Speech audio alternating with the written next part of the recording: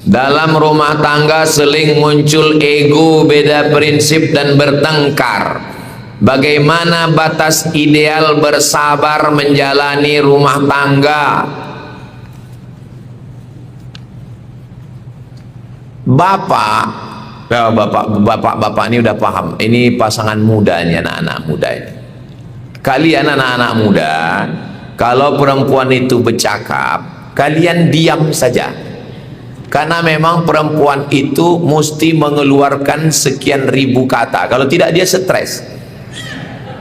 Diam aja. Makanya kemarin ada saya tonton di medsos, kata dia, belilah sepeda motor supaya kalau bini sedang bercakap, hidupkan dia.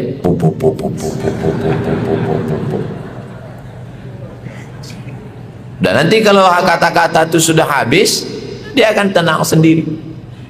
Jadi tak usah terlalu dipikirkan, dengarkan aja. Udah selesai itu tanya, ada lagi? Ada yang mau disampaikan? Tengok bapak-bapak ini senyum, kan itu tanda betul ini. Beda sama laki-laki. Kalau laki-laki dia tak bercakap. Coba tengok laki-laki sama perempuan kalau sedang menangis, beda. Kalau perempuan itu menangis, mulutnya ditutup karena dosanya di mulut. Tapi kalau laki-laki menangis, karena dosanya di mata.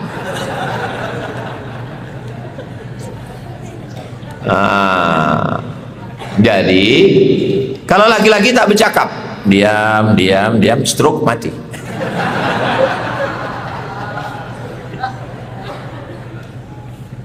Tak ada gading yang tak retak, tak ada apa yang manis, tebu yang tak berbongkol. Yang namanya hidup pasti ada suka dukanya, pasti ada macam-macam. Kalau Nabi itu Pak Ustadz macam mana? Aisyah itu cemburu, padahal Aisyah tak berjumpa dengan Khadijah, tak jumpa, karena sesudah meninggal Khadijah tahun ke-10 Hijrah, barulah Nabi menikah dengan Aisyah. Tapi dia tetap cemburu. Maka kata Nabi, aghirti ya Aisyah, kau cemburu Aisyah. Ja'aki syaitanik, setanmu datang kepadamu, kata Nabi. Aisyah balik bertanya ke Nabi, awa ma'ayya syaitan, apakah bersamaku ada syaitan? Iya, kata Nabi. Wa ma'a kulli insan, apakah setiap manusia itu ada setan yang mengganggunya? Iya. Itu yang disebut dengan jin qarin. Qarin artinya yang selalu menempel, itu namanya qarin. Jadi sama bapak ada satu jin qarin, sama saya ada jin qarin. Tapi katanya ada jin yang di bawah pokok kayu, itu jin non-job. Tak jelas tugasnya, itu di bawah pokok kayu. Ada somak-somak, ada di tengah-tengah sawah, ada di kantor-kantor ini. Kalau yang ikut boleh, ini menempel ke sana kemari. Awa ma'aya syaitan, kata dia, apakah bersamaku ada jin setan qarin? Nah, wa ma'a kulli insan, setiap manusia, iya. Tengok kecerdasan Aisyah. Setan datang kepadaku, iya.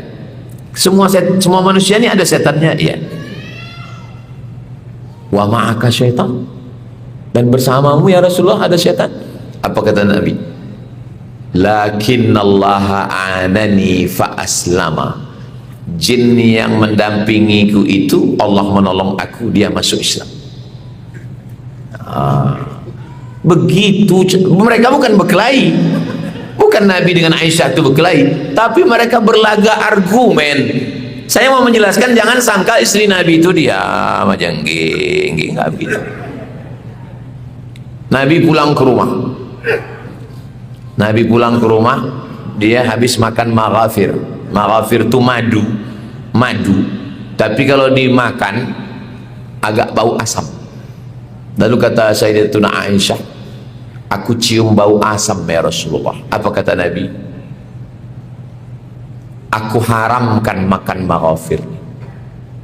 Turun ayat, la tuharrimu ma ahallallahu laka tabtaghi mardata azwajik. Jangan kau haramkan yang dihalalkan Allah hanya karena ingin menyenangkan hati istri. Makanya kata Nabi, khairukum khairukum li ahli. Siapa yang paling baik di antara kalian? Bukan yang paling tinggi jabatannya, bukan paling banyak hartanya. Khairukum li ahli, orang yang paling baik kepada istrinya, kepada keluarganya. Jadi kalau ada orang yang suka pengajian, suka bersedekah, tapi kepada bininya pelit, dia tidak baik. Ada orang model begitu. Ada seorang perempuan umur 70 tahun datang ke Pekanbaru naik pesawat terbang. Kapan saya bisa jumpa Ustadz Somad? Saya bilang saya hari Rabu mengajar Riyadhus Shalihin, tamu bebas datang. Ya, datang hari Rabu. Ada yang mau kutanyakan ke Ustadz. Apa namanya? Aku dulu dijodohkan Pak Ustadz. Terus dia kasar sekali kan. Dia bilang ceweknya lebih cantik daripada aku. Dia bilang begitu begini. Terus apa masalahnya? Dia sudah mati. Selesai masalah? Tidak selesai Ustaz. Apa masalahnya? Aku tak bisa memaafkan dia sampai sekarang. Lama saya temenung. Ternyata perasaan itu tidak sesimpel, sesederhana yang kita pikirkan. Orang yang sudah mati tapi dia masih tetap ada beban. Lalu apalah yang saya bilang, yang saya sampaikan, udah tua sebaya mak saya 70 tahun. Saya bilang, Allah cuma minta satu dari kita mak, falyabudu rabb hadzal bait. Banyak-banyak beribadah, banyak-banyak sembahyang, banyak-banyak sedekah, banyak-banyak zikir, banyak-banyak baca Quran. Allah balas dua. At'amahum min ju'. Kalau lapar dikasihnya makan. Bisa dikasih orang, bisa melalui MBG. Yang kedua, wa amanahum, dikasihnya rasa aman dalam hati. Tak ada jalan lain. Jadi pesan Ustadz ke aku apa? Itu aja. Banyak-banyak ibadah, insya Allah Allah akan menolong. Maksud saya, kalaupun marah, jangan kasar-kasar. Karena tak semua orang bisa memaafkan walaupun kita sudah mati. True story, kisah nyata. Apa hukumnya ayah tidak menafkahi anak perempuan satu-satunya? Laki-laki wajib mengasih 5 ke anak bini. Pertama, makan. Ibu sudah makan? Berarti belum dapat nafkah. Yang kedua, pakaian. Pakaian sudah nampak saya itu tutup aurat. Yang ketiga, tempat tinggal, buatkan rumah. Kalau belum ada, belum mampu, sewa kontrak. Yang keempat, pendidikan. Bapak mendidik bini, kalau tak sanggup bawa dia pengajian ke Masjid Al-Husna yang cantik, megah, sejuk, dingin, rasa dalam pesawat AC. Yang kelima, perhatian. Perempuan punya telinga, laki-laki punya mata. Perempuan punya telinga, laki-laki punya mata. Apa maksud laki-laki punya mata? Bersoleklah wahai istri, karena laki mau menengok bini. Yang jadi masalah sekarang, banyak perempuan bersolek bukan untuk laki dia, tapi untuk laki itu ngaku.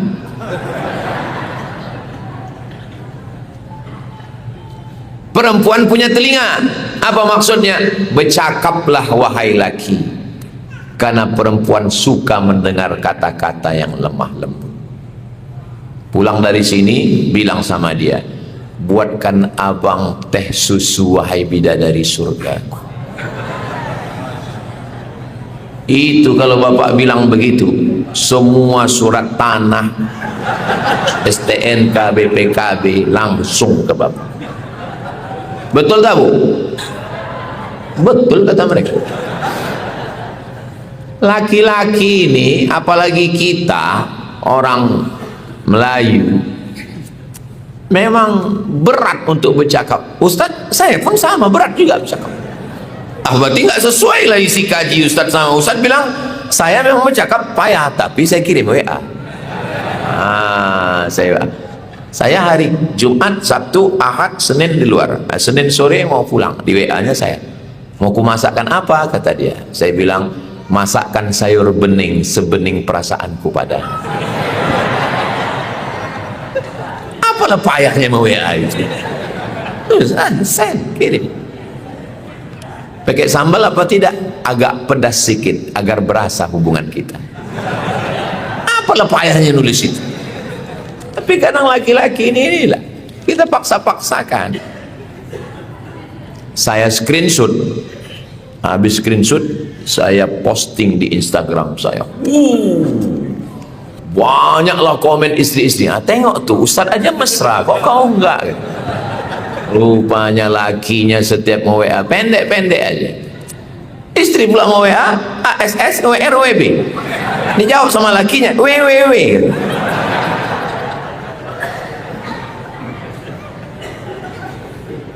Ibunya sudah meninggal. Anak tadi tak dikasihnya makan, tak dikasih nafkah. Habis itu anak ini dibesarkan emaknya, meninggal emaknya. Ayah tuh sudah menikah lagi, tak bertanggung jawab. Apakah salah kalau kita putus komunikasi? Masalah dia tak mengasih makan, itu urusan dia kepada Allah. Tapi masalah kau tak berbakti sama dia, itu urusanmu kepada Allah. Putus mata rantai kesalahan. Mata rantai bersambung, putus. Ayah kau jahat sama kau, jangan kau jahat juga sama dia. Kau mesti buat baik. Itulah pesan Nabi, silman qata'aka, sambunglah silaturahim kepada orang yang memutuskan tadi silaturahim. Dulu kau tak dikasihnya makan, sekarang kau undang dia makan. Undang dia makan. Letakkan racun di situ.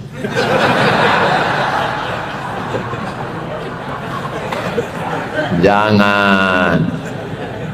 Pernah mendengar keris kepala bayan? Pernah? Tahu burung bayan? Burung bayan itu macam burung serindit, cuma agak besar dia sedikit. Jadi ada seorang laki-laki miskin nikah sama anak orang kaya. Mertuanya ini bukan main lah sepelenya, menyindir-nyindir. Akhirnya pergi dia naik sampan ke pulau, ditanamnya sayur berkebun kelapa. Setelah itu dia pun kaya. Diundanglah sama mertua tadi karena sudah tersebar berita kaya, diundang jemput makan.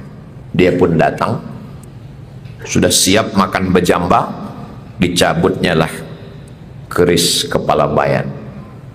Kepala keris itu burung bayan tapi dari emas, saking kaya. Lalu dicucukkannya lah ke piring tadi. Kata dia, bayan, makanlah, kaulah yang diundang mertuaku ini. Kalau kita disepelekan orang, jangan kita balas dengan keras, kasar. Kalau kita balas dengan jelek, apa beda kita sama dia? Balas dengan yang baik. Balas sampai orang-orang yang menyepelekanmu menyesal. Ustaz, janganlah Ustaz posting berita-berita Ustaz naik private jet sama pejabat. Saya posting terus, kadang 1 hari sampai 3 kali. Supaya apa? Supaya orang-orang yang mengejek saya itu pingsan dia. Asal ditengoknya posting saya, ditengoknya posting saya, ditengoknya posting saya, mati dia. Ngapain kita mesti kasar-kasar? Posting saya terakhir, kalau mobil Pajero kita diinjak-injak orang, berarti setelah itu kita akan dinaikkan ke private jet. Komen ngena banget Ustaz gitu.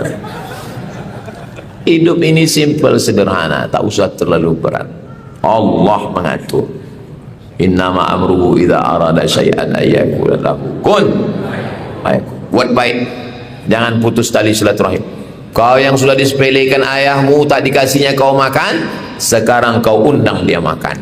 Kau yang tak pernah dikasihnya duit, kau kasih dia duit. Kau mau menunjukkan bahwa aku adalah didikan ibuku, bukan didikan kau, bongak.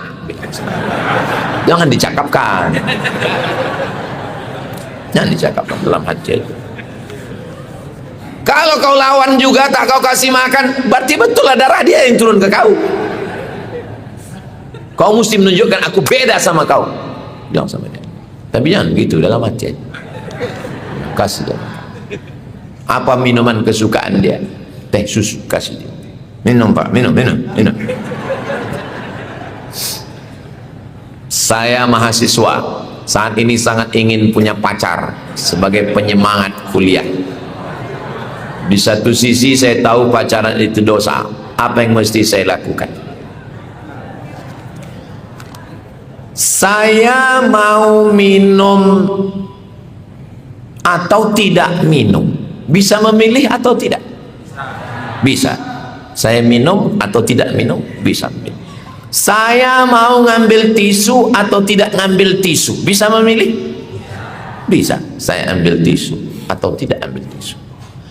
Saya jatuh cinta atau tidak jatuh cinta? Bisa memilih? Tak bisa. Tak bisa. Setengah mati dipaksa untuk cinta, tak bisa. Setengah mati dilarang, tak bisa. Karena cinta tumbuh dalam lubuk hati yang paling dalam. Ini panjang ceritanya, ini agak lambat, sarapan sedikit, bisa? Ada yang bisa memadamkan cinta Zainuddin kepada Hayati? Enggak ada. Walaupun Hayati itu sudah diambil si Aziz, walaupun Hayati sudah janda, tapi ternyata gambar Hayati besar di kamar Zainuddin di Surabaya setelah dia diusir. Apa kata Hayati? Zainuddin sudah mati, aku mau menumpang di rumahmu. Suamiku si Aziz sudah mati, aku mau menumpang di rumahmu, aku mau balik ke kau Zainuddin. Apa kata Zainuddin? Pantang pisang berbuah dua kali Hayati. Dulu kau katakan menikah denganku akan susah, dan seterusnya. Tak bisa. Kenapa disebut dengan Laila Majnun? Laila tak gila, Qais tu yang tergila-gila sama Laila. Maka dia termasuk satu orang yang sembuh dari penyakit gila karena didoakan ayahnya di samping Ka'bah. Ditulis oleh Syekh Muhammad Mutawalli Asy-Sya'rawi. Salah satu orang yang penyakit gilanya sehat gara-gara didoakan di pinggir Ka'bah. Inilah si Qais, namanya Qais. Suatu ketika orang sedang sembahyang, rame-rame. Qais lewat di tengah orang sembahyang itu, dia lewat. Orang yang sembahyang ini mau mengamuk, sedang sembahyang. Selesai sembahyang, assalamualaikum warahmatullahi wabarakatuh, mengamuk orang ini. Qais, gila orang Qais. Kenapa kalian lewat? Kata Qais, aku tak melihat kalian. Terus apa yang kau tengok? Aku hanya melihat Laila. Apa kata Qais? Kalau betul kalian cinta kepada Allah seperti aku cinta kepada Laila, maka kalian pasti khusyuk sebagaimana aku melihat Laila dan tidak melihat aku. Terdiam orang itu semua. Datang orang ahli politik bertanya. Waktu itu konflik antara Bani Umayyah, Bani Abbasiyah. Bani Umayyah, Bani Abbasiyah. Siapa yang paling layak menjadi khalifah? Qais, ya. Bani Umayyah, Bani Abbasiyah. Siapa yang paling layak jadi khalifah? Laila. Cinta itu kalau sudah merasuk ke dalam hati. Ditunjuk orang, gunung, danau, bukit. Apa yang kau lihat? Ma ra'aitu illa Laila. Tak ada yang kulihat kecuali Laila. Makanya syair-syair tentang cinta itu Laila. Qais, ini dunia beserta isinya, ini Laila. Mana yang kau pilih? La ghubaru ni'aliha ahabbu ilayya wa asfa li balwaha. debu yang menempel di sendal Laila lebih kucinta daripada dunia beserta isi. Inilah yang sedang diderita mahasiswa. Bukan tanggung-tanggung ini. Mudah-mudahan Allah menyelamatkan kita dari jatuh cinta. Bapak pikir kalau bapak udah menikah nggak bisa lagi jatuh cinta? Hati-hati bu. Makanya kalau bapak-bapak ini reuni, ibu mesti ikut. Bisa. CLBK, cucian lama belum kering. Ada seorang perempuan menikah dengan seorang laki-laki karena kaya. Dia dulu punya pacar tapi agak susah, nikah sama yang ini karena kaya. Dibelikan mobil van untuk jalan-jalan keluar kota, mobil city car untuk jalan dalam kota, dan mobil pickup untuk belanja ke pasar Arengka. Kaya. Terjadi pergolakan rumah tangga, nanya ke konsultan pernikahan. Konsultan nanya, kenapa rumah tangga ini bisa kacau? Apa jawab dia? Suami saya sudah ngasih 3 mobil, rumah mewah. Apa kurangnya? Dia nggak pernah nanya kamu mau makan apa, di rumah makan mana. Dan ketika saya sedang rindu ucapan itu, tiba-tiba datang WA. Kamu masih ingat tempat makan kita dulu? Hancur 3 mobil itu semua. Meletup macam serangan Ukraina ke Rusia. Pum, pum, pum. Jadi apalah obat kami yang sedang jatuh cinta ini Pak Ustadz? 2. Kau dekatkan diri kepada Allah, mandi taubat, bertaubat, berzikir, pengajian, sholat. Allah yang akan menghilangkan rasa itu sama sekali. Jangan kau intip-intip FB-nya, jangan kau tengok-tengok TikTok-nya, kau buang nomornya dari handphone, kau serius kuliah. Kau pikir aku dulu tak pernah muda macam kalian? Dan pikir aku ini lahir langsung tua? Aku juga pernah jatuh cinta, tapi tak ku teruskan. Tak pernah ku datangi sama dia, I love you full. Tak pernah. Jatuh cinta bukan pilihan, tapi mengintip dia di FB, bertanya ke dia, tutup hanya sampai di situ. Stop, selesai, fokus kuliah. Jangan bercinta-cinta, fokus saja kuliah. Bahagiakan orang tua. Nanti Allah akan kasih kalian perempuan yang lebih cantik, lebih kaya, lebih hebat daripada yang perempuan tadi. Kenapa kalian pacaran? Kenapa perempuan itu mau sama kalian? Karena kalian berduit, bawa dia ke mall, dan kalian punya motor. Coba kalau kalian tak berduit.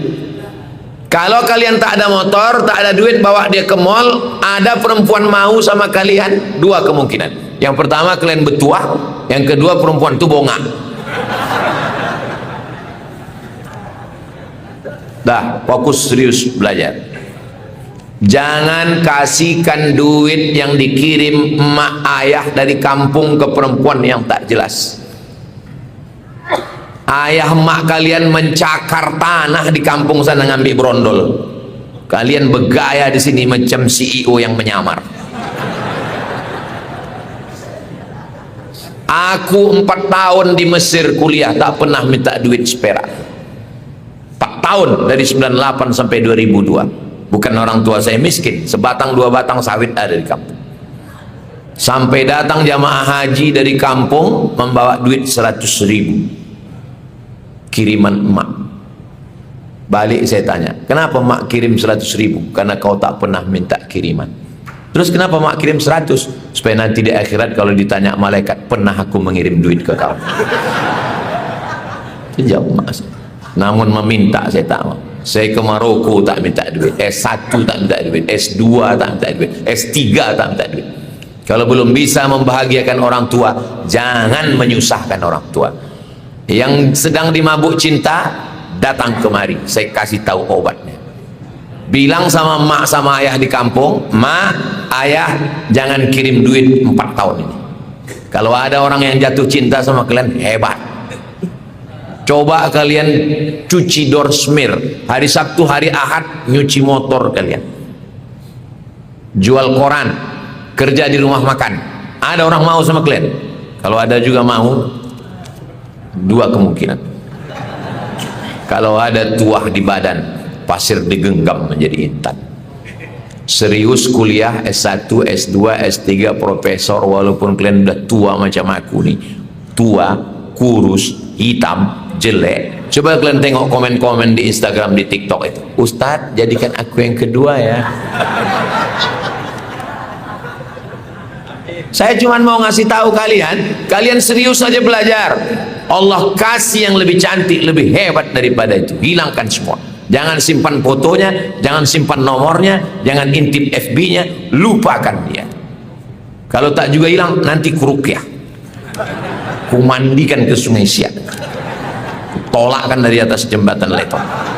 Insya Allah hilang. Bukan bayangan cewek itu hilang, kau hilang sekali.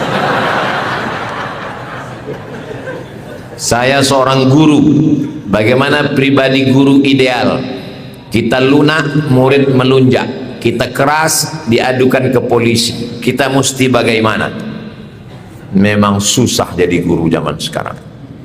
Guru zaman saya zaman pakai tempeleng, pakai batang sapu. Tak terhitung tak berapa kali batang sapu itu mendarat di sini. Tak terhitung kepala saya ini diantukkan ke papan tulis. Zaman sekarang tak bisa, karena perlindungan yang luar biasa. Sampai guru takut melarang murid berkata kasar dan lain sebagainya. Jadi macam mana Pak Ustadz? Pandai-pandai meniti buih, pandai-pandai main layang-layang. Terasa agak ada angin, ulur sikit. Terasa kurang angin, tarik sikit. Jangan terlalu ulur, tinggi nyangkutnya. Jangan terlalu tarik sampai dia tak terbang. Payah kami memahaminya Pak Ustadz, tak usah jadi guru.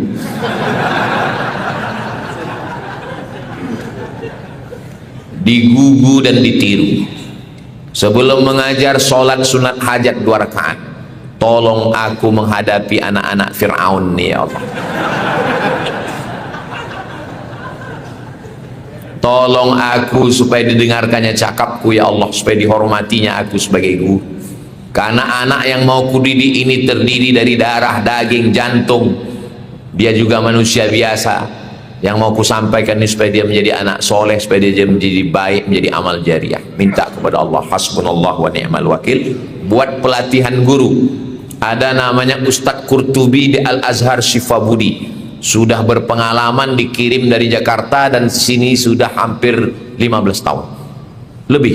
Saya 2008 datang, dia sudah menjadi kepala sekolah. Minta pelatihan bagaimana jadi guru. Murid-murid dia respect, hormat kepada beliau. Adapun guru yang lain yang punya bakat banyak di Pekanbaru mungkin saya tak kenal. Itu yang dapat saya sampaikan. Mudah-mudahan majelis kita ini diridhoi Allah. Cara sujud yang salah, karena berat badan harus ditahan tangan, bukan ditahan kening. Kalau kening menahan, itulah tak tahan kening, itu akhirnya menghitam deh. Maka berat badan itu mestinya ditahan tangan. Bagi yang keningnya sudah hitam, tak usah pikirkan, biar aja hitam.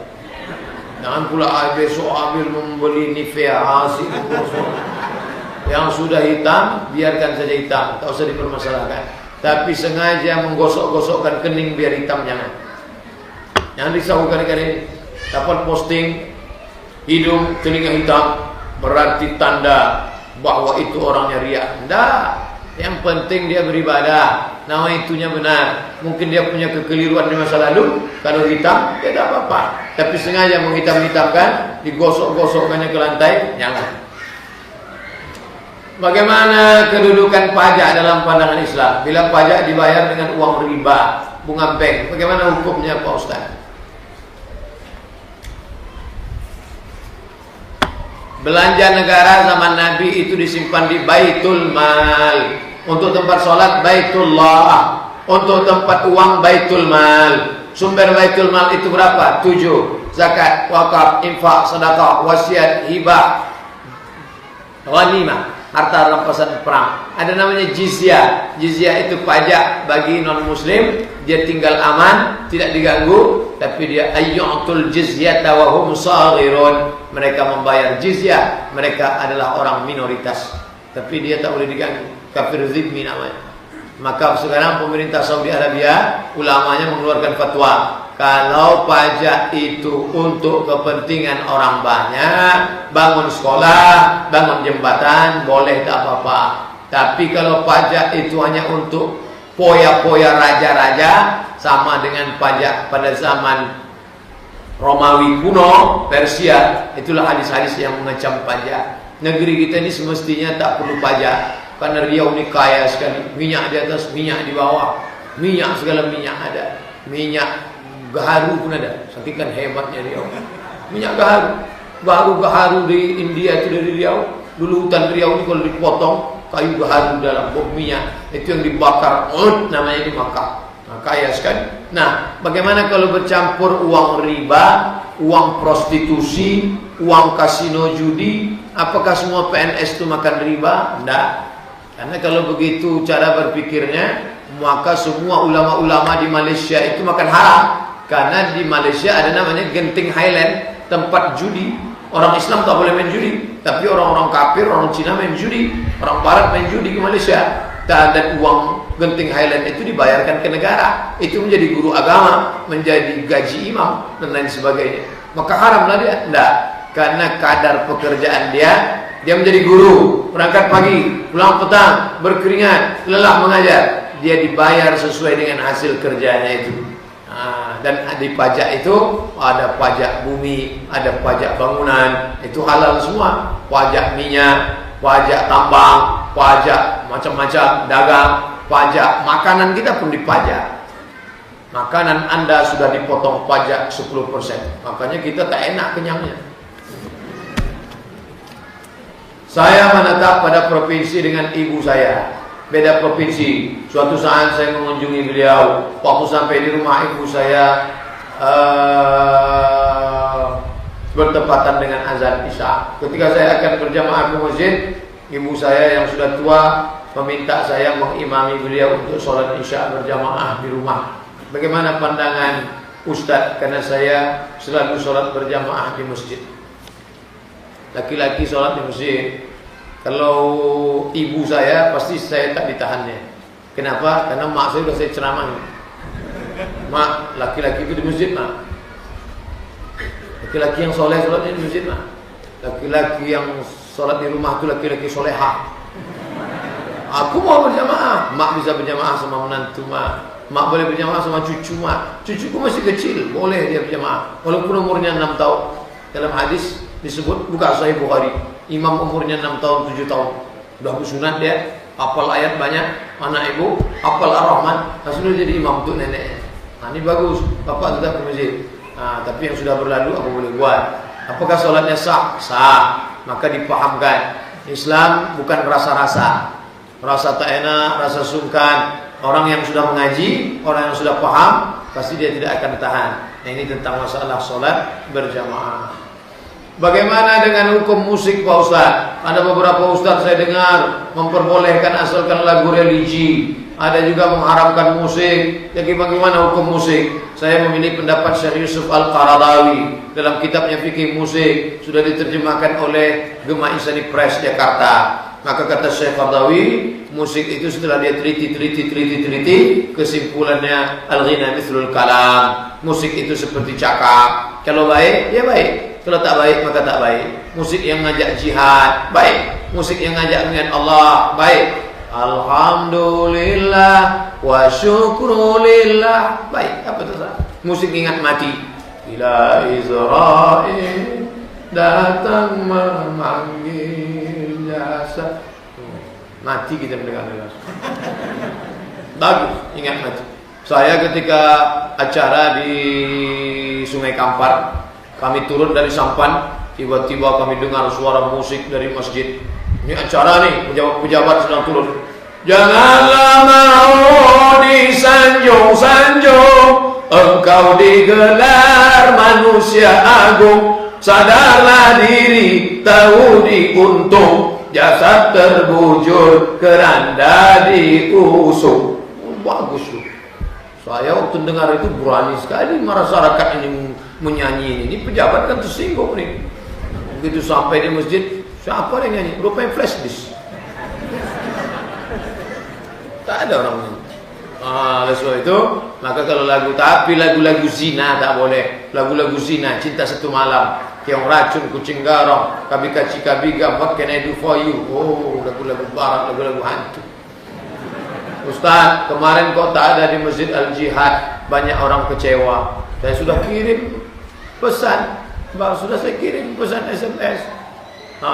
Saya tidak bisa hadir karena ada acara di Pelalawan. Tapi bukan karena undangan di Pelalawan itu yang undang bupati lalu saya datang, saya tinggalkan Al-Jihad. Tidak, di Pelalawan itu tidak ada pengajian apa-apa, hanya silaturahim saja. Dan saya kirim konfirmasi. Saya di mana-mana beberapa saat sebelumnya saya kasih kabar. Saya tak mau macam di An-Nur itu kasih kabar, Pak, saya tak bisa datang.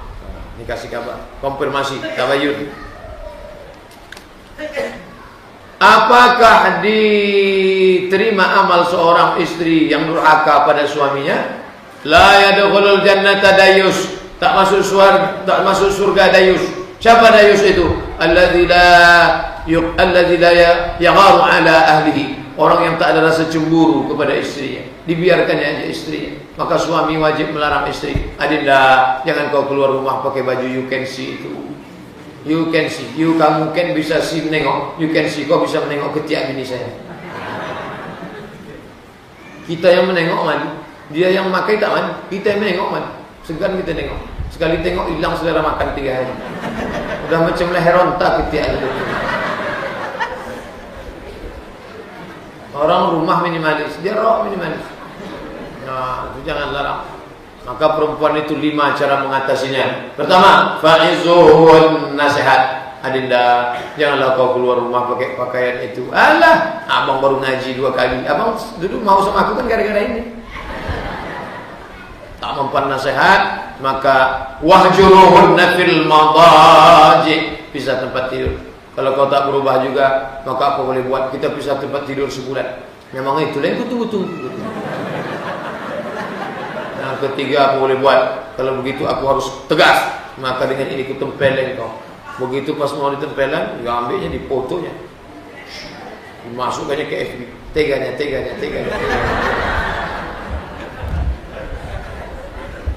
Tak bisa main pukul-pukul sekarang, tak bisa. Karena sekarang perempuan dibela oleh Komisi Perlindungan Perempuan.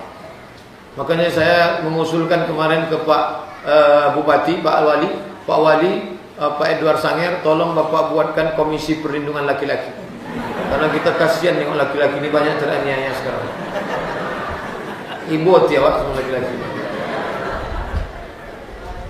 Tak juga bisa dipukul. Maka yang keempat, fab'athu hakaman min ahlihi wa hakaman min ahliha.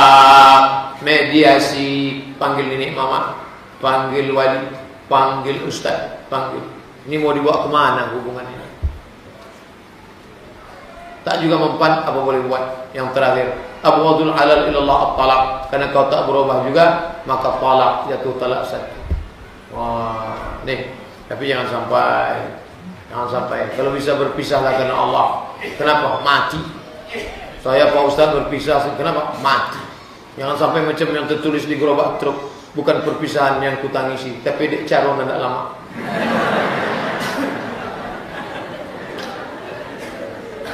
Berbohong sama suami Pak Ustaz. Oh, kok bisa dia berbohong? Berarti suami ini 2 kemungkinan. Pertama, ikatan suami takut bini. Yang kedua, bongak. Kenapa bisa istri membohongi suami? Kita harus tegas. Di awal-awal pernikahan harus tegas. Apakah sah puasanya Pak Ustaz kalau lupa orang mandi wajib? Di dalam kitab Sahih Bukhari ada bab tentang orang yang masuk fajar dalam keadaan junub. Mama cakap dia berhubungan malam itu. Lalu kemudian dia makan sahur.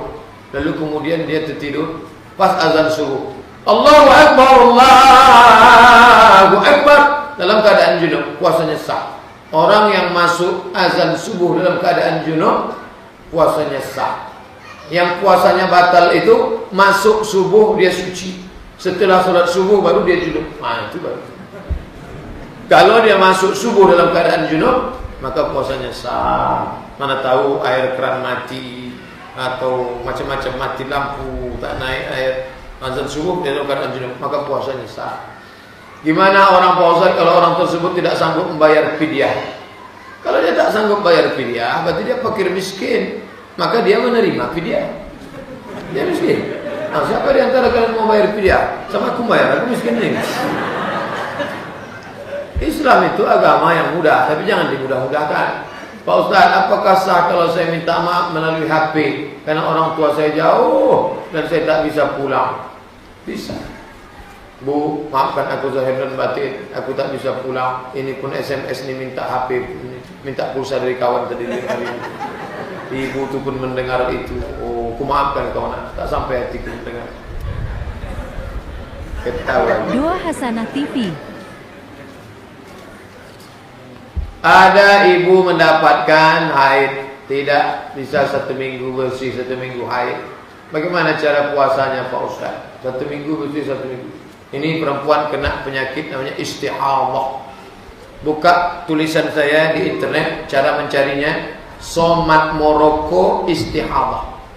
SOMAD MOROCCO spasi istihadah. ISTIAHADHAH istihadah. Enter, dapat tulisannya. Itu dulu menjawab pertanyaan perempuan yang mengalami istihadah. Misalnya maaf cakap dia halangan 7 hari. 7 hari.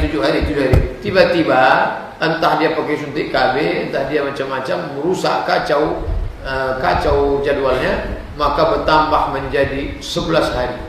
Maka dari mulai 8, 9, 10, 11 itu terhitung istihadah, dia tetap puasa. Bagaimana dengan sholatnya? Dia tak boleh berwuduk sebelum masuk waktu. Tunggu masuk waktu. Setelah masuk waktu azan, Allahu Akbar, Allahu Akbar. Masuk dia kamar mandi, dicucinya bersih, maaf cakap dipakainya pembalon, habis itu dia berwuduk, habis itu dia sholat. Kalau menetes saat sholat itu maafan, begitu cara bersuci. Dan ini bisa dialami laki-laki. Perempuan mengalami ini namanya istihadah. Laki-laki bisa mengalami ini namanya sulusul baul. Sulusu artinya rantai, baul kencing. Sulusul baul kencing yang macam rantai tak berhenti menetes. Nah, maka dia tetap sholat. Cara bersucinya tunggu azan, setelah azan masuk kamar mandi, cuci bersih-bersih, pakai, barulah dia sholat. Menetes saat sholat, maafan. Ya, jangan tak sholat sama sekali. Itulah pentingnya kita tahu belajar fikih. Apabila seorang ibu melahirkan atau hamil, apakah mengqadha puasa saja atau bayar fidyah? Kalau dia tidak puasa karena dirinya, ibu tak boleh puasa bu, karena ibu badannya lemah. Dia tak puasa karena dirinya, maka dia qadha saja. Tapi kalau dia tak puasa karena dirinya dan ada unsur anaknya, atau karena anaknya saja, maka dia kena dua, bayar qadha dan bayar fidyah. Begitu menurut mazhab Syafi'i. Tapi nanti kalau ada ustaz yang ceramah, qadha saja, tak ada pakai fidyah, qadha tunggal, itu pakai mazhab Hambali. Ini tentang masalah bagi ibu hamil dan menyusukan anak. Apabila seorang bapak kerja keras, kalau dia puasa apakah dia membayar fidyah atau mengqadhanya?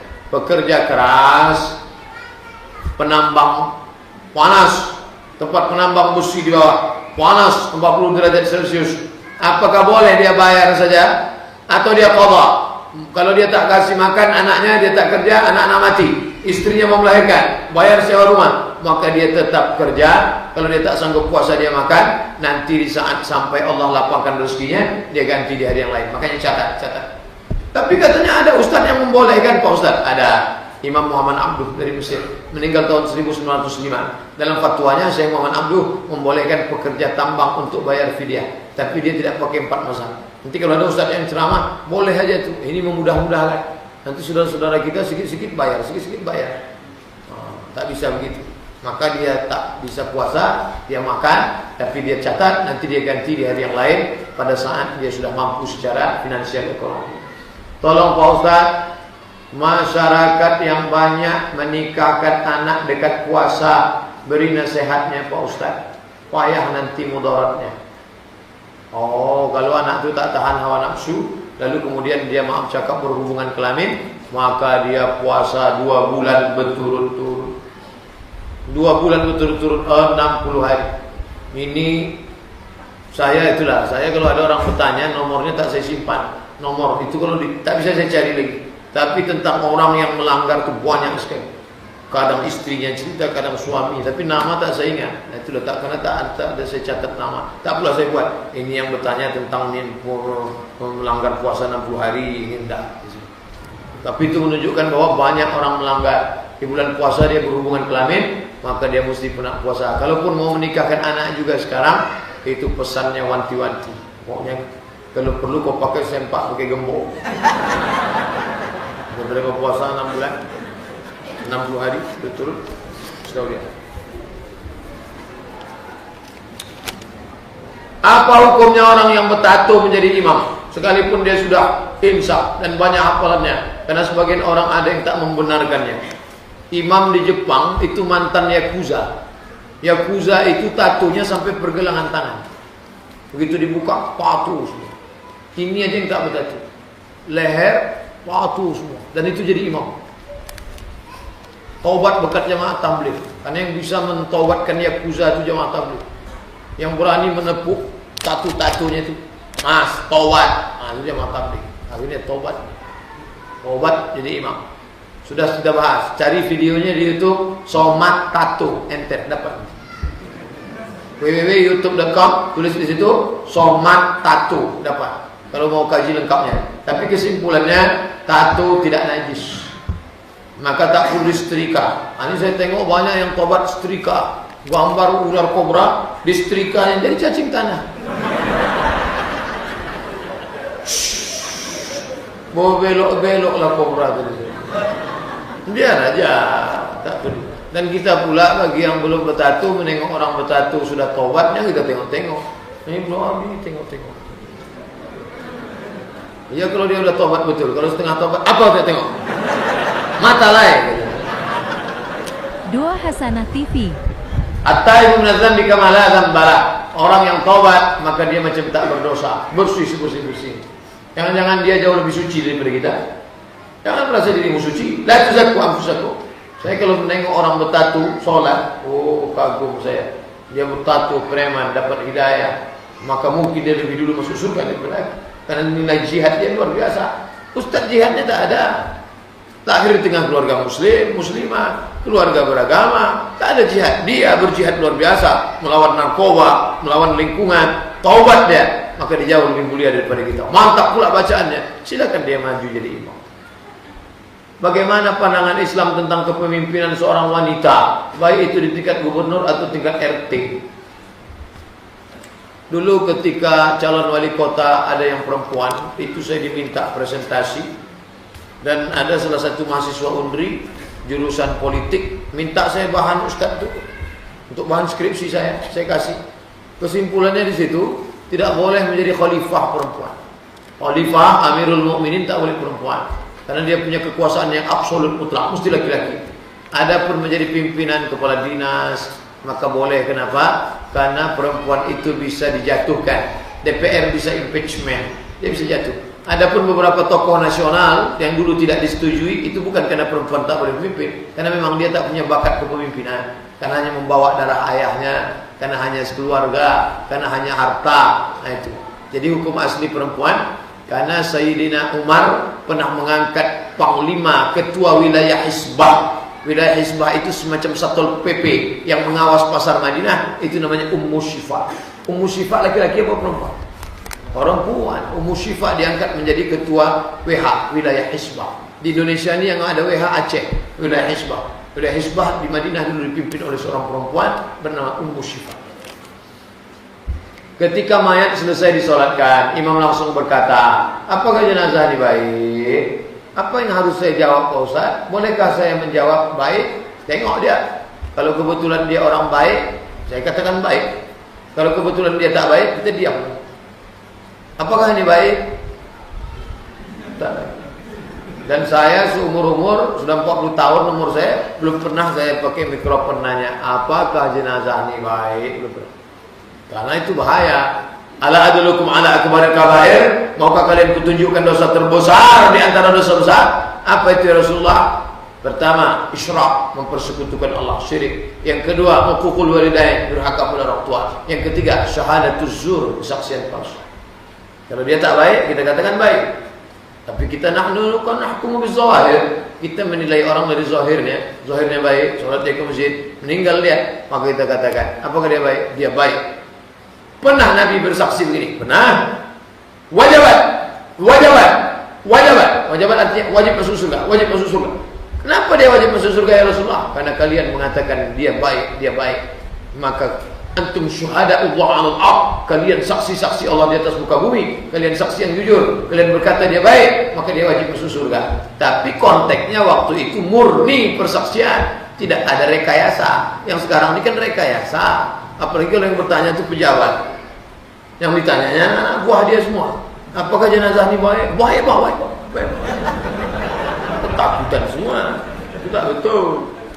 Dua Hasanah TV.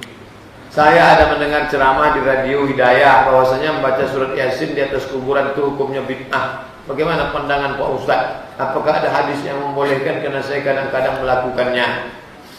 Nanti kalau aku mati, bacakanlah pangkal Al-Baqarah dan ujung Al-Baqarah di atas makamku, kata Abdullah ibnu Umar ibnu Khattab, anak Umar bin Khattab.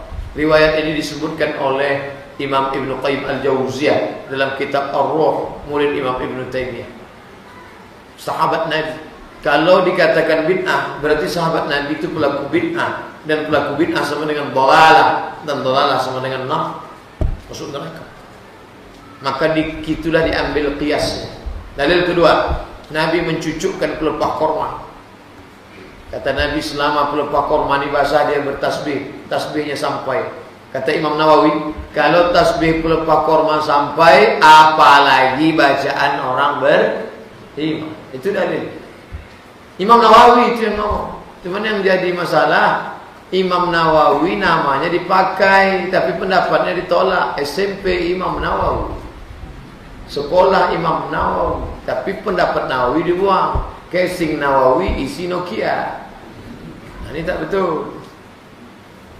Jadi Ustaz kalau ziarah, saya baca Qul Huwallahu 3 kali, Qul Falaq sekali, Qul Minas sekali, Al-Fatihah sekali. Allahumma awsil sawa wa qara'tu, sampaikan pahala bacaan Qul Huwallahu 3 kali, Al-Fatihah sekali, wasali pada almarhum fulan bin fulan. Kalau waktu panjang lapang saya baca Yasin. Yasin, iqra'uhu 'ala mautakum, bacakan Yasin pada orang mati. Hadisnya dhaif, hadis dhaif tetap boleh dipakai, cukup di masyarakat. Tidak dalam hukum haram, tidak dalam masalah akidah, tidak ada riwayat yang kadzab, masih bernaung di bawah hadis sahih, dan dia untuk fadail a'mal. Tak salah, baik. Apa cara yang tepat menasihati orang yang jarang puasa, tak sholat dan jarang bersedekah, tapi dia dapat kebahagiaan dunia? Mohon penjelasannya Pak Ustaz. Dia sedang kena istidraj. Istidraj adalah permainan Allah. Sanastadrijuhum min haitsu la ya'lamun. Kami mainkan mereka dengan istidraj dan mereka tak sadar. Wa umli lahum, aku ulur rezekinya. Ku kasih dia umur panjang, tak solat tapi umurnya panjang, tak pernah sedekah tapi rezekinya lancar, tak pernah puasa tapi badannya sehat. Wa umli lahum, ku ulur. Inna kaidi matin, tipu dayaku amat sangat kuat. Maka cara mengingatkannya bagaimana? Somat istidraj. Dapat videonya, antara nikmat dan laknat. Nah, itu judulnya. Antara nikmat, somat antara nikmat dan laknat. Share ke dia. Sekarang udah pakai WA, dia jangan lupa doakan dia. Allahumma hdi qaumi fa innahum la ya'lamun. Ya Allah, berikan hidayah kepada kaumku karena mereka berbuat ini karena tak tahu. Usaha, doa, lepas itu tawakal kepada Allah SWT. Orang yang menyimpan uang di bank konvensional, gaji karyawannya halal atau tidak, Pak Ustaz? Saya jual beras. Ini beras. Saya jual beras. Beras ini halal. Halal. Maka ketika ada orang beli beras, saya tak perlu tanya ke dia, Ustaz Somad, beli beras sekilo Ustaz, uang kau ini dari bank apa dari mana? Karena yang saya jual halal. Begitu juga dengan kawan ini. Dia jual jasa. Jasanya apa? Programmer komputer. Halal. Digaji dia. Halal. Yang tidak boleh itu terkait langsung dengan empat. La'anallahu akilar riba. Allah melaknat yang makan riba. Wa mukilahu, yang diberi makan riba.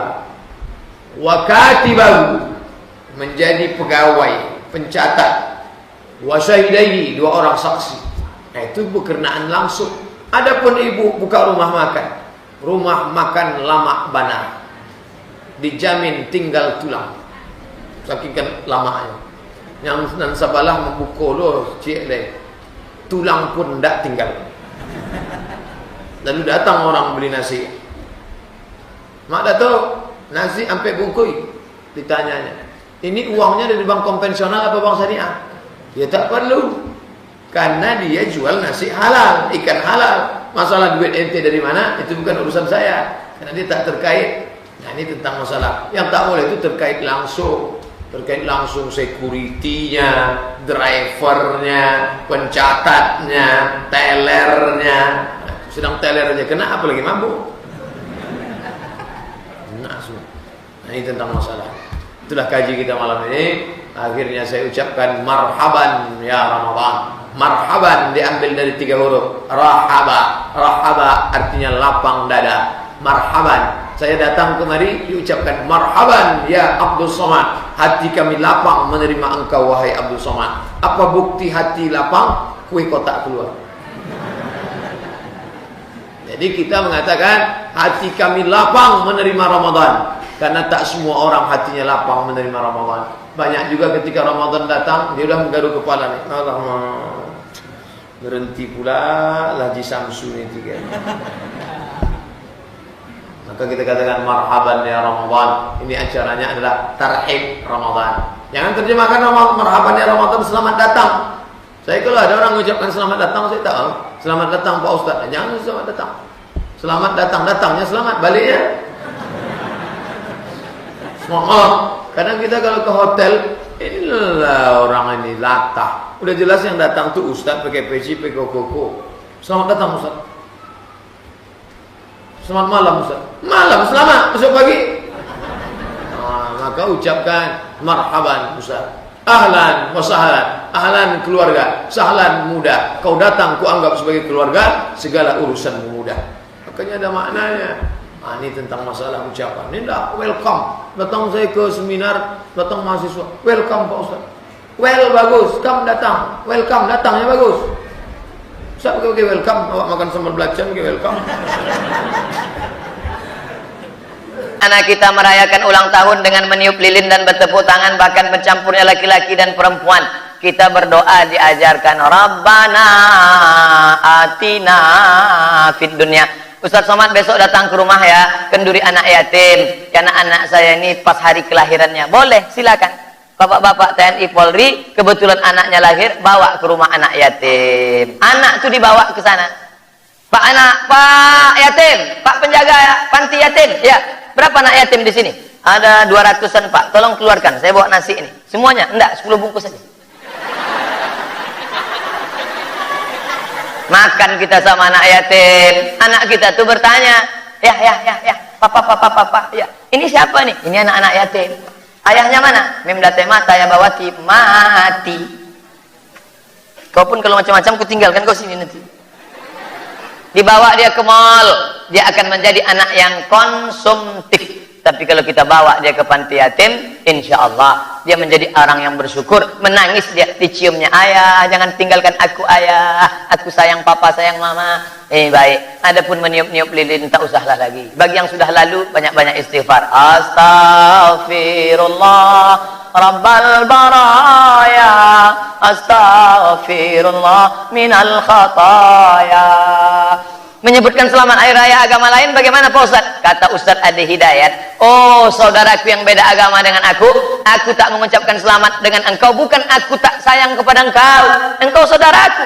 Walaupun kau tak sekeyakinan dengan aku, tapi engkau tetaplah satu kebangsaan dengan aku. Kita di bawah naungan Negara Kesatuan Republik Indonesia. Bertetangga, silakan. Nikah anak dia Pak Ustaz, boleh saya datang? Silakan datang. Di mana nikahnya? Di hotel, datang. Selamat menempuh hidup baru. Tapi jangan doakan barakallahu lakuma. Itu doa tuh gitu. Boleh saya makan Pak Ustaz? Silakan makan. Di situ kan ada Muslim food. Silakan makan. Di sini non Muslim food. Jangan pula singgah ke sini. Habis makan sini, singgah aja ke sini. Kenapa kau makan sini? Kuahnya aja sedikit Pak Ustaz. Oh, tak bisa. Jadi kita ini jangan main hantam kromo bantai saja riba sudah. Ada aturannya, main bola aja ada aturannya. Bertetangga silakan, sekantor silakan, nyewa rumah silakan. Saya kuliah di Mesir ada 6% Kristen Ortodok Koptik. Saya menyewa rumah Ortodok, belanja di tempat. Tapi ketika sampai dalam masalah akidah, wala ana abidu ma'abadtum wala antum abiduna ma'abud lakum dinukum waliyadin. Kami ini kan terkadang latihan fisik di lapangan. Pakaian kami saat itu kotor dan tak tertutup kemungkinan kena najis. Kemudian tiba waktu sholat kami saat itu tak mungkin untuk berganti pakaian karena rumah kami jauh. Jadi bagaimana Pak Ustadz? Itu tanah tidak najis. Kecuali nampak betul anjing terkencing situ, duduk kita di situ. Nah, itu baru najis. Jadi kotor tidak najis. Makanya kalau kita lihat orang Mesir, sholat dia dibentangnya koran di depan tokonya, Allahu Akbar. Kotor bukan najis. Maka kita jaga. Lalu kemudian ada sarung kecil. Saya pergi ke Makassar, dikasih orang hadiah sarung kecil sebesar amplop kecil. Itu bisa kita kantong. Sampai masanya kita buka, kita pasang. Payah bukanya Pak Ustaz. Kejap aja tuh. Kejap aja udah salat. Allahu Akbar. Ini kita jaga. Karena itu yang akan kita bawa menghadap Allah Subhanahu wa taala. Inna awwala ma yuhasabu bihil 'abdu yaumal qiyamah. Yang pertama kali dihisab dihitung nanti hari kiamat salatuhu, salat. Kalau salatnya kacau, nauzubillah, nauzubillah. Apakah benar nanti di akhirat kita berkumpul lagi dengan orang-orang yang kita sayangi? Nampaknya tak sabar berjumpa dengan orang yang terkasih dan tersayang. Kira-kira Ustaz Somad nanti di akhirat jumpa tak dengan Pak Kapolda? Jumpa lah, pula tidak. Mohon maaf, terima kasih. Berkulit hitam peluk Nabi kerat. Kenapa kau peluk aku? Aku budak hamba saya berkulit hitam, amalku tak banyak, aku miskin susah melarat. Tak mungkin aku jumpa dengan engkau ya Rasulullah. Apa kata Nabi? Almar'u ma'aman ahab. Orang akan bersama dengan siapa yang dia cintai. TNI, Polri, Satpol PP, MUI, alim ulama. Insyaallah kita akan bersama di surga Jannatul Naim bersama Nabi Muhammad sallallahu alaihi wasallam. Amin ya rabbal alamin. Dengan syarat kita bercinta, berkasih sayang karena Allah Subhanahu wa taala. Dicari oleh Allah. Apa kata Allah? Ainal muta'abbuna bi jalali. Mana orang yang dulu berkasih sayang karena aku? Mana? Aku ingin memberikan mereka naungan di padang mahsyar pada saat tak ada naungan kecuali naungan aku. Mudah-mudahan saya, Pak Kapolda, Bapak pimpinan TNI Polri, semuanya termasuk yang dicari Allah dan mendapatkan naungan itu insyaallah. Amin ya rabbal alamin. Kami sebagai anggota TNI Polri ingin juga menjalankan sunnah Nabi, yaitu mencukur kumis dan merapikan jenggot. Ini nyindir saya nampaknya. Mentang-mentang saya tak berjenggot, tak berkumis. Tapi kami dilarang memanjangkan jenggot. Apakah kami berdosa atau membuat jenggot itu hukumnya sunnah, dilaksanakan baik, tak mampu melaksanakannya tak apa-apa. Di Saudi Arabia tentara berjenggot. Kalau tak mau ribet panjang, jenggot tipis yang cantik, bagus. Yang sudah berjenggot jangan mengejek yang tak berjenggot. Yang tak berjenggot jangan mengejek berjenggot. Aku nengok kau ni, ingat aku kambing. Nanti ngejek pula, aku kambing kau anjing gitu. Kalau orang sipil berkelahi tak apa-apa, tapi kalau tentara berkelahi, bang, selesai, tamat riwayat. Adapun masalah boleh tak boleh ini, tentu itu ada aturan di atas, maka itu digodok di DPR. Nanti akan ada satu pasal, bolehkah TNI Polri berjenggot? Nah, tapi kalau mau dilaksanakan, itu hukum berjenggot itu sunnah. Jangan kelahi gara-gara bulu. Korea Utara, Korea berkelahi, dibawa ke Den Haag pengadilan internasional. Kenapa kalian berkelahi? Gara-gara bom atom nuklir. Bangga aja. Datang orang kita dibawa ke Den Haag. Kenapa kelahi? Tapi sebagaimanapun juga berjenggot adalah sunnah Nabi Muhammad sallallahu alaihi wasallam. Agama saya dulu Buddha dan saya masuk Islam. Saudaraku mu'allaf, dan mu'allaf itu dosanya bersih. Diulang hidupnya dari nol. Di dunia ini yang diulang dari nol dua. Yang pertama mu'alaf, yang kedua pegawai Pertamina. Ulang dari nol ya Pak. Suatu ketika saya berjumpa biku dan beliau memberikan salam. Apakah boleh saya menjawab salamnya? Idza sallama alaikum ahlul kitab faqulu alaikum. Kalau non muslim berjumpa dengan engkau, maka ucapkanlah jawabnya wa alaikum. Assalamualaikum wa alaikum. Apa arti wa alaikum? You too. Peace be you, you too. Itu bahasa kampung kami lah. Ustaz, apakah boleh kalau seorang wanita berhias mencantik diri di rumah maupun di luar? Perempuan berhias untuk suaminya. Sekarang perempuan berhias bukan untuk suaminya, untuk suami orang lain. Kalau di rumah macam hantu. Pas mau keluar cantik. Berapa kali kita bertamu ke rumah orang, sampai di situ kita lupa. Ada Bu Anu, saya lah.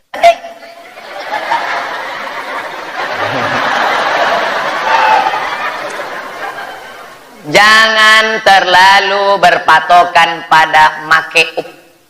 Make membuat up, naik ke atas. Salah pasang nanti orang senyum, kita senyum. Yang disenyumkan orang kita. Pasang hijau, kiri biru. Apa tak senyum orang nengok kita? Wah, sanglah bedak keli 3 inci. Wah, muka putih, tangan hitam. La ilaha illallah. Ini alis tak boleh dicukur. Ini alis apa bulu mata? Alis. Ini tak boleh dicukur. Diambil pisau, diambil. Tak mungkin pergi undangan sebelah. Cuma hilangkan dua-dua. Lihat, kacau nih. Untung ada spidol whiteboard. Pasang lesang. Papa, pergi dulu ya. Tidak apa-apa. Sampai di tempat undangan, makan rendang, pedasnya minta ampun, kipas tak ada. Bawa keringat lah, luntur. Panas ya Jeng? Iya. Balik ke rumah mati lampu. Assalamualaikum. Assalamualaikum bang. Buka pintu. Si abang buka pintu, tengoknya Allahu la ilaha illa qayyum la ta'khudhuhu. Kenapa tak pergi-pergi antu nih? Aku bang ini abang. Kau rupanya gitu. Sampai mereka wanita itu cantik karena raut wajahnya bekas air wudhu. Wanita itu cantik karena pancaran matanya bekas baca Quran. Wanita itu cantik berseri karena tahajud di waktu malam. Siapa yang tahajud di waktu malam, tampak cahayanya sampai di waktu siang. Itu maka terang benderang kantor masjid Polda ini. Kenapa ada cahaya-cahaya dari sana? Yang jelas lampu hidup.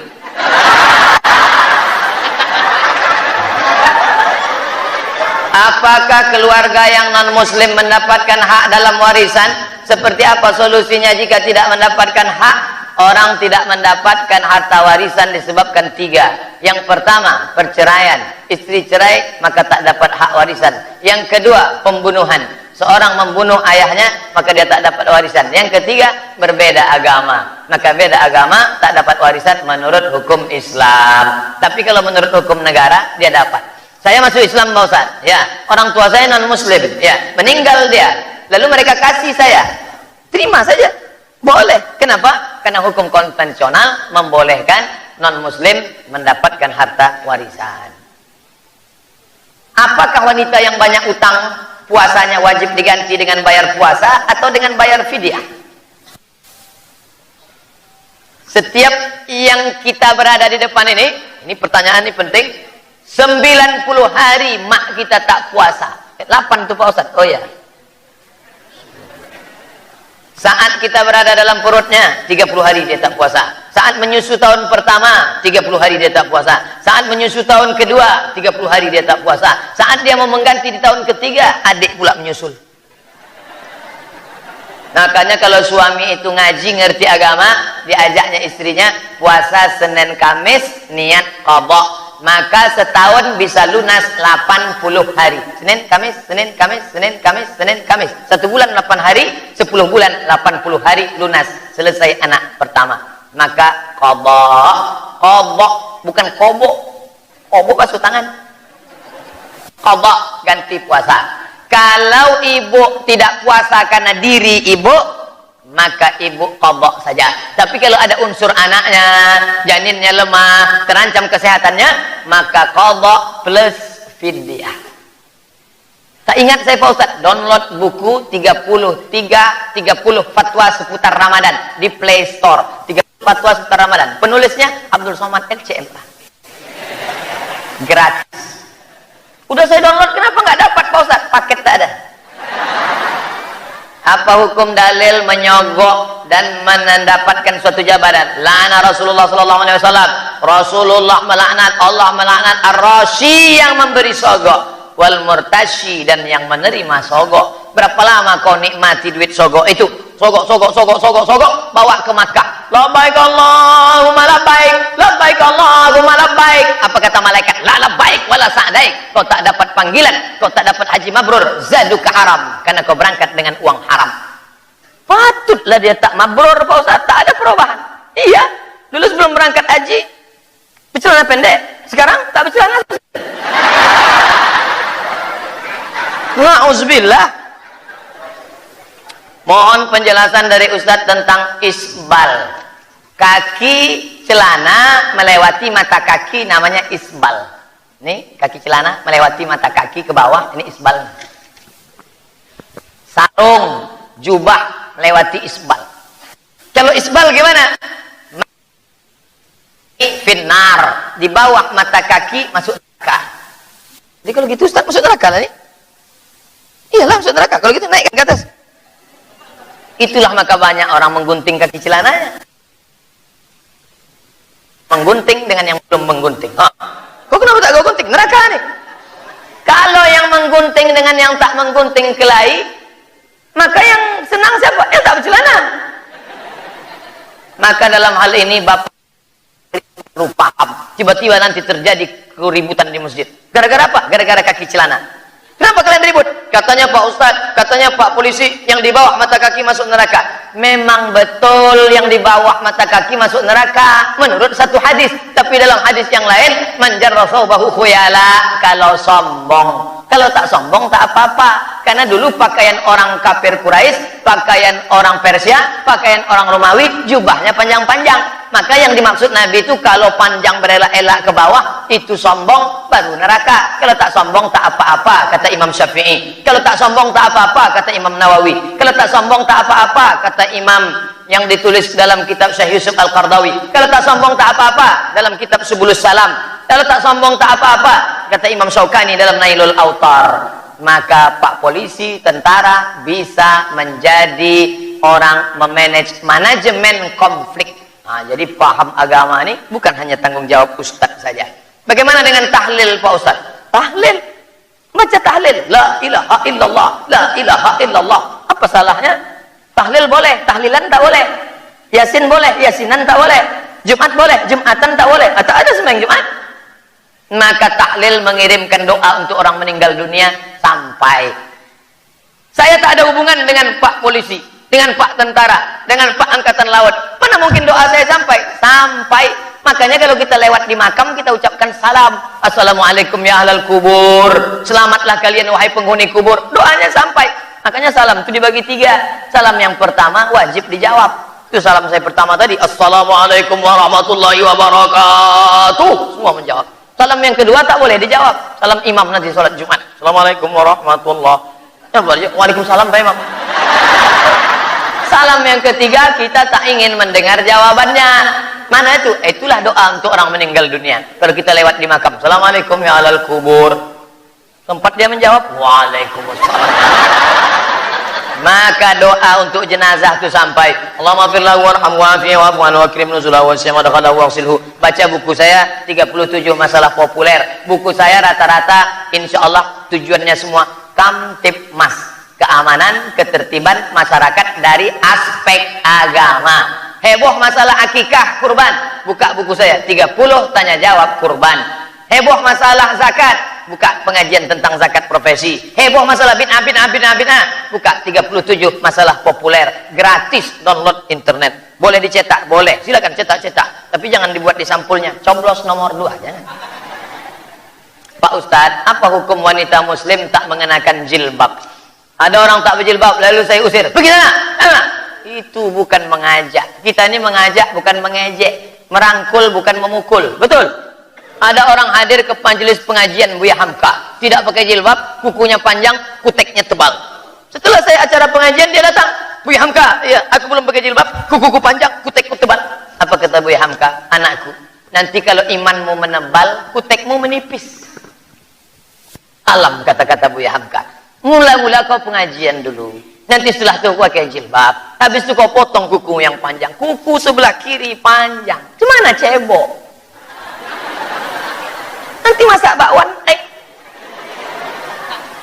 Insya Allah semuanya akan baik, berproses. Mungkin jilbabnya pasrah tapi tak rela dulu. Sudah agak-agak lama baru naik ke proses jilbab yang model keduanya, jilbab sakratul maut. Yang lihat di leher tuh. Dia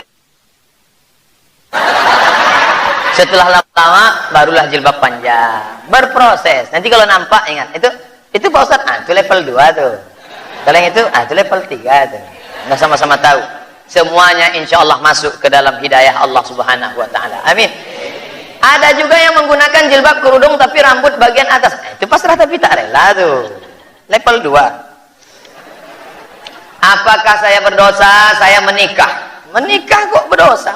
Tanpa restu dari orang tua. Apakah saya berdosa kalau saya menikah menggunakan wali hakim karena orang tua saya tak setuju? Pergi ke pengadilan, di sana ada kertas formulir untuk orang yang orang tuanya tak setuju, nanti disidangkan. Kalau orang tuanya matre karena duniawi, beralih perwalian dari wali ab'ad akrab ke wali ab'ad.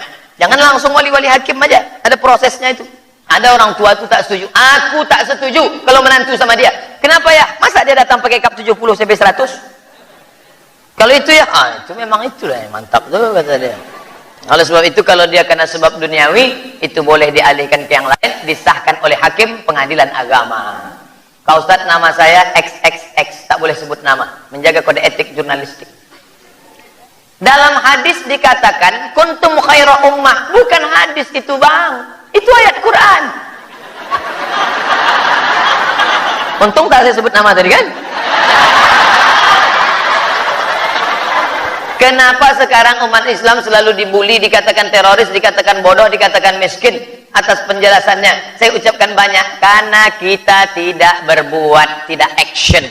Ustadz Somad cuma ceramah aja, actionnya kapan? Ada pekerjaan, profesi, perbuatan yang memang dia apa? Anggota DPR, parlemen, parle itu artinya ngomong. Mereka memang ngomong, tapi ada yang tak ngomong. Tukang tak boleh ngomong. Kalau dia ngomong tak jadi satu batu. Itu ini harus ngomong. Parlemen itu harus ngomong.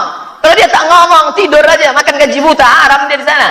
Oleh sebab itu maka ini penting. Maka kita akan bangkit insya Allah kalau kita bersinergi. Kembali lagi, soliditas, sinergitas. Setelah kita aman, barulah masuk investor-investor asing. Barulah kita selamat. Gimana mereka mau menarik karyawan pegawai kalau semuanya mabuk tripping?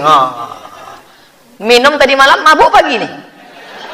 Orang sebelum masuk ke dalam berkipas begini. Setelah masuk kipas diam, kepala bergoyang. Apa tak kacau? Apabila suatu penyakit tidak terdeteksi oleh medis, lalu dibaca ke paranormal, dukun, apa pakai paranormal? Apa hukumnya Pak Ustaz? Jangan pergi ke dukun. Man atakahinan, siapa yang datang ke dukun? Fasaddaqahu bima yaqul, percaya kepada cakap si dukun. Falam tuqballahu salatun arba'ina yauman, tak diterima salatnya 40 hari 40 malam. Jadi perginya ke mana? Ruqyah. Kalau di Pekanbaru tahu saya tempatnya, Jalan Sumatera, Masjid Al-Falah, Ustadz Saifullah, nomornya 119. Kalau emergensi 911. Kalau diganggu hantu jembalang tanah, suster ngesot, ada gula, itu 119. Nanti dibacakannya ruqyah. Allahu la ilaha illa huwal hayyul qayyum, la ta'khudhuhu sinatun wa la naum. Keluar jinnya insyaallah. Al-Quran adalah kitab yang kita yakini paling lengkap dan sempurna. Apa hikmah yang terkandung dari turunnya kitab Al-Quran terakhir dari kitab-kitab lain? Kenapa enggak langsung saja diturunkan satu kitab Quran saja? Padahal Allah Maha mengetahui ini zaman ada masanya. Ketika itu yang hebatnya sihir. Datang Nabi Musa alaihissalam. Ketika itu datang mukjizat, bisa orang menghidupkan orang mati, mengobati penyakit lumpuh dan buta. Datang Nabi Isa alaihissalam. Daripada masa datangnya syair yang begitu indah, maka datanglah Al-Quran sebagai penyempurna. Ini namanya proses. Kitab yang dulu tak ada hukum, isinya sopan santun, budi bahasa, tata krama etika. Tapi setelah Al-Quran datang, maka dia mengandung hukum yang tegas. As-sinnu bisinni, dipatahkannya gigimu, patahkan juga gigi dia. Al-ainu bil aini, dicucuknya matamu, colok juga mata dia. Wal juruhat qisas, dilukainya pipimu, lukai juga pipi dia. Koma, itu belum titik. Faman afa, siapa yang mau memaafkan? Wa aslaha, mau berdamai, fa ajruhu 'ala Allah. Ada hukum dan ada perdamaian, ada akhlak, ada juga hukum. Maka Islam datang disempurnakan oleh Nabi Muhammad sallallahu alaihi wasallam. Al-yauma, hari ini, akmaltu lakum dinakum, kusempurnakan agamaku, wa raditu lakumul Islam madina, kuridhoi Islam sebagai agamamu. Bagaimana hukumnya orang yang berlainan agama nikah mengikut secara muslim? Kementerian Agama Republik Indonesia, ujung tombaknya di kecamatan KUA. Tidak ada KUA yang berani menikahkan beda agama, karena dalam hukum kompilasi hukum Islam Indonesia, beda agama tidak sah. Kalau ada artis menikah beda agama, dia tidak tercatat di KUA, tapi di catatan sipil, atau pergi ke Australia, ke Amerika, ke Jepang, dan lain sebagainya. Maka dalam hukum Islam tidak boleh nikah beda agama. Allah Subhanahu wa taala memerintahkan kepada malaikat Jibril agar memperjalankan Nabi Muhammad pada malam hari dari Baitul Masjidil Haram ke Masjidil Aqsa, kemudian naik lagi ke Sidratul Muntaha. Sebelum diwajibkan salat, Masjidil Haram, Masjidil Aqsa digunakan untuk apa? Tempat tawaf, beribadah, berkeliling. Innas safa, beribadah, subhanallah walhamdulillah wala ilaha illallah, Allahu akbar. Apakah ada salat sebelum Nabi Muhammad? Ada salatnya saja. Salat siapa itu? Nabi Sulaiman alaihi. Ketika dia tegak megang tongkat, tiba-tiba tongkatnya dimakan rayap, patah, jatuh dia. Rupanya Nabi Sulaiman sedang tegak, karena sholatnya tegak saja. Ada yang sujud saja, ada yang duduk saja. Semua sholat itu terangkum dalam sholatnya Muhammad sallallahu alaihi wasallam. Ada tegak, ada ruku, ada i'tidal, ada sujud, ada duduk antar sujud, ada sujud, ada salam. Itulah sholat yang paling sempurna. Sebelum naik ke Sidratul Muntaha, Nabi sholat 2 rakaat. Sholat sunat apa namanya Pak Ustaz? Dari mana dia mendapatkan contohnya? Wa ma yantiqu 'anil hawa. Dia tidak bicara menurut hawa nafsunya. In huwa illa wahyun yuha, melainkan wahyu dari Allah Subhanahu wa taala yang dibawa oleh Jibril alaihi salam. Sholat apa namanya? Sholat sunat di dalam Masjid Al-Aqsa. Tapi tak disebutkan apakah sholat sunat tahiyatul masjid, apakah sholat sunat hajat, apakah sholat sunat taubat, apakah sholat sunat mutlak. Syekh Atiyah Sokor dari Al-Azhar hanya mengatakan sholat sunat saja. Langkah rezeki pertemuan maut sudah diatur Allah. Betul. Kenapa orang musyrik di luar agama Islam selalu mendapatkan apa yang diinginkannya, sementara mereka bukan menyembah Allah? Bismillahirrahmanirrahim. Semua dapat. Macam orang kasih beras pada ayam, kasih ayam, semua ayam dapat. Ayam jahat dapat, ayam baik dapat. Siapa yang kuat cotoknya, dia dapat banyak beras. Tapi ada rahim, hanya dapat orang beriman saja. Makanya dalam Al-Quran Ghafurur Rahim, bukan Ghafurur Rahman. Oleh sebab itu kita mendapatkan Rahman dari Allah. Jangan sangka kalau rumah besar, mobil besar, kebun besar, bini besar, lalu kita anggap itu nikmat. Belum tentu. Kalau kau punya mobil, dengan mobil itu kau sering ke masjid, nikmat. Tapi dengan mobil itu kau buat dosa, laknat. Kalau jabatanmu tinggi, dengan jabatan itu kau bisa tolong agama Allah, rahmat. Tapi dengan itu kau terjerumus dalam neraka, laknat. Banyak orang menyangka kalau punya kekuasaan, kalau punya kemasyhuran, kalau punya harta, nikmat. Belum tentu. Tergantung bisa membawa engkau ke dalam rahmat Allah, atau justru menjadi laknat Allah Subhanahu wa ta'ala. Dalam saya berceramah selama di Kepri ini, di kantor Pak Polisi ini paling banyak pertanyaan. Artinya apa? Pengajian ini bukan formalis. Ada pengajian itu, mana yang penting selesai, selesai Pak Ustaz. Dah, memang betul-betul mengaji. Tengoklah, hampir sebesar skripsi. Ha?